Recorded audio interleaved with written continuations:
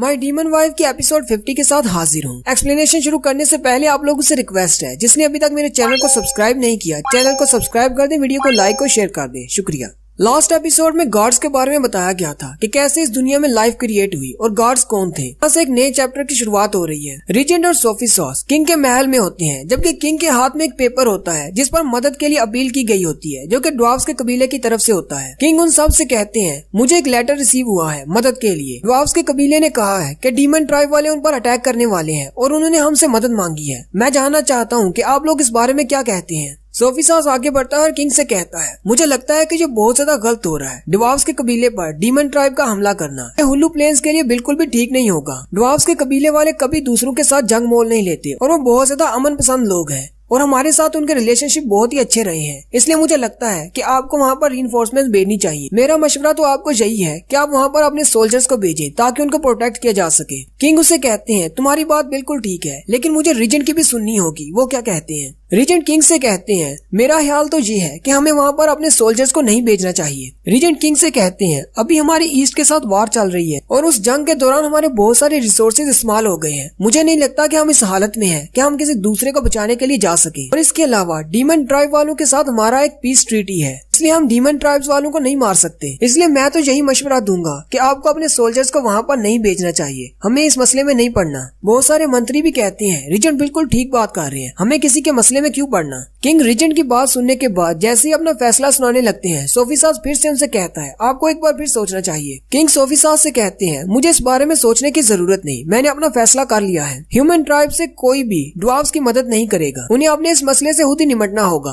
जबकि जैसे ही ये बात टीचर मार्टिन के पास पहुंचती है, टीचर मार्टिन बहुत ज्यादा गुस्सा हो जाते हैं और जाने लगते हैं। मोटो और जियांग उनको पकड़ लेते हैं और उनसे कहते हैं, वहाँ पर फाइट होने वाली है, आप कहाँ पर जा रहे हैं। सोफी सॉस भी उनकी क्लास में आ जाता है और उनसे कहता है, मुझे पता है कि वो आपके दोस्त हैं और आप उन ड्वार्फ्स की मदद करना चाहते हैं, लेकिन अगर तुम अकेले वहाँ पर चले भी जाते हो तो इससे ड्वार्फ के कबीले वालों की मदद नहीं होगी, तुम्हारी अपनी जान भी दांव पर लग जाएगी। और इसके अलावा हमारे किंग ने वहाँ पर जाने से मना किया है, अगर आप वहाँ पर जाएंगे तो आपको किंग की बात ना मानने के जुर्म में सजा दी जाएगी। टीचर मार्टिन उनसे कहते हैं, तुम लोग ये बात नहीं समझ रहे, मेरे और ड्वार्फ्स के कबीले वालों के दरमियान कैसे रिलेशंस हैं। अगर मुझे अपनी जान भी देना पड़ी तो मैं अपनी जान भी दे दूंगा अपने ड्वार्फ भाइयों को बचाने के लिए। जियांग टीचर मार्टिन से कहता है, अगर आप जाना ही चाहते हैं तो हम लोग आपकी मदद करेंगे और आपके साथ जाएंगे, लेकिन आपको फिर भी इस बारे में सोचना चाहिए। उसी वक्त क्वीन अपना बैग पहनकर वहाँ पर आ जाती है और जियांग से कहती है, मैंने तुम्हारा बैग पैक कर लिया है, चलो चलते हैं। क्वीन जियांग का बैग उसकी तरफ फेंकती है। जियांग अपना बैग पकड़कर सीधा उसके पास आ जाता है और उसके कान में कहता है, ये तुम कैसी हरकतें कर रही हो। इस तरह तो इन सब को पता चल जाएगा कि हमें वहाँ पर जाने में बहुत ज्यादा इंटरेस्ट है और इन सब को हम पर शक हो जाएगा। क्वीन जियांग से कहती है, डीमन और ड्वार्फ्स के दरमियान कभी फाइट नहीं हुई, मैं ये जानना चाहती हूँ कि लिलियन के दिमाग में क्या चल रहा है। जियांग उसे कहता है, लेकिन पहले सोच तो लिया करो क्या करने वाली हो, अगली बार मुझसे पूछ लेना। क्वीन उसे कहती है, अच्छा ठीक है। टीचर मार्टिन उन दोनों का शुक्रिया अदा करते हैं और कहते हैं, लेकिन मैं तुम दोनों को अपने साथ नहीं ले जा सकता, ये मेरे पर्सनल मामला है, इसलिए मैं अकेले ही वहाँ पर जाऊंगा। टीचर मार्टिन आगे बढ़ते हैं और जियांग के कंधे पर हाथ रखते हुए उसे कहते हैं, तुम हमारे इस किंगडम के नेशनल चैंपियन हो और एक स्टार हो।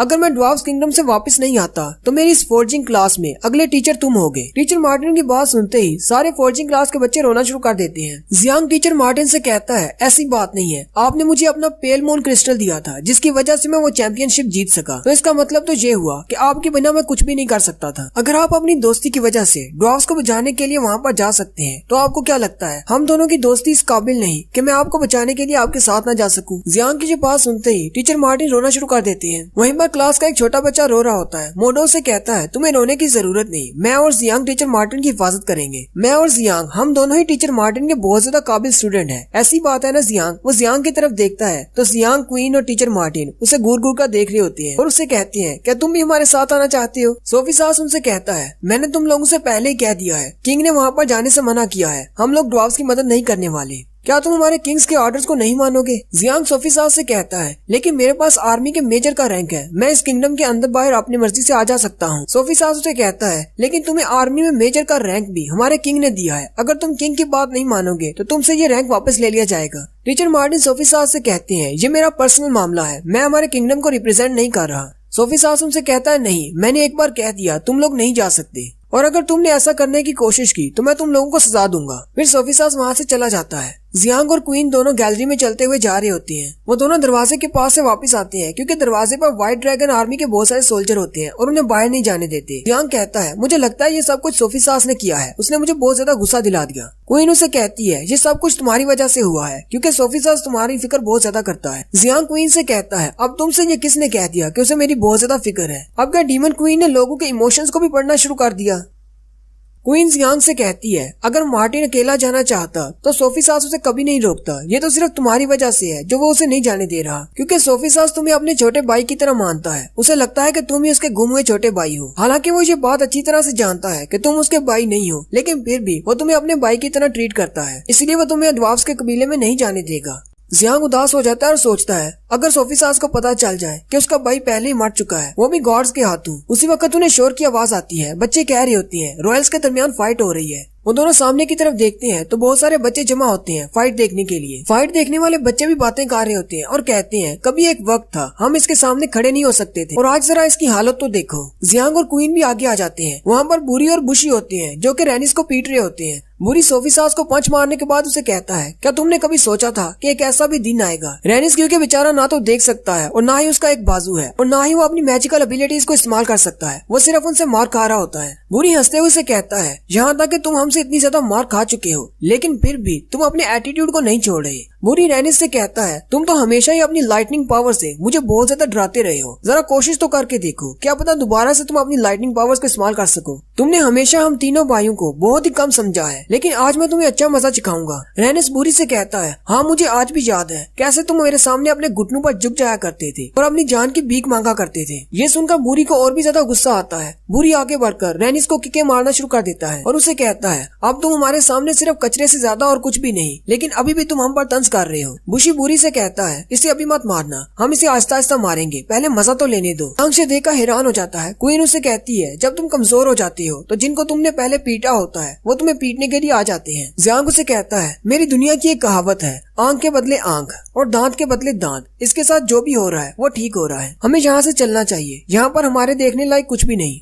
बुरी रैनिस को गले से पकड़ लेता है और उसे कहता है इतनी ज्यादा मार खाने के बाद भी तुम्हारा एटीट्यूड खत्म नहीं हो रहा और तुम आगे से बकवास कर रहे हो। मुझे लगता है कि 10 साल पहले तुम्हें भी मर जाना चाहिए था अपनी उस माँ के साथ जिसने तुम्हें पैदा किया था। वो तो मेरे पापा को तुम्हारे ऊपर तरस आ गया जो तुम्हारे जैसे कचरे को उठाकर महल में ले आए। इसकी बात सुनने के बाद रैनिस के मुंह में जो ब्लड होता है वो बुरी के मुंह पर थूक देता है। बुरी चिल्लाता हुआ अपने चेहरे पर हाथ रखकर पीछे हो जाता है। रैनिस बुरी से कहता है मेरी नजर में तुम आज भी एक रॉयल कचरे से ज्यादा कुछ भी नहीं। बुशी आगे बढ़ता है और अपनी मैजिकल पावर से एक तलवार बना लेता है और कहता है तुम्हें सबक सिखाना ही होगा। रैनिस उसे कहता है अच्छा तो आगे बढ़ो और एक किंग को सबक सिखाओ। बुशी उसे कहता है मैं तुम्हें मारने नहीं वाला, मैं तो बस तुम्हारा दूसरा बाजू काटने वाला हूँ, फिर देखता हूँ तुम हमारे बारे में कैसे बकवास करते हो। वो जैसे ही उस पर वार करता है सामने जियांग आ जाता है और अपनी शील्ड से रैनिस को बचा लेता है। बुशी चिल्लाकर जियांग से कहता है तुम हर जगह क्यों बीच में आ जाती हो?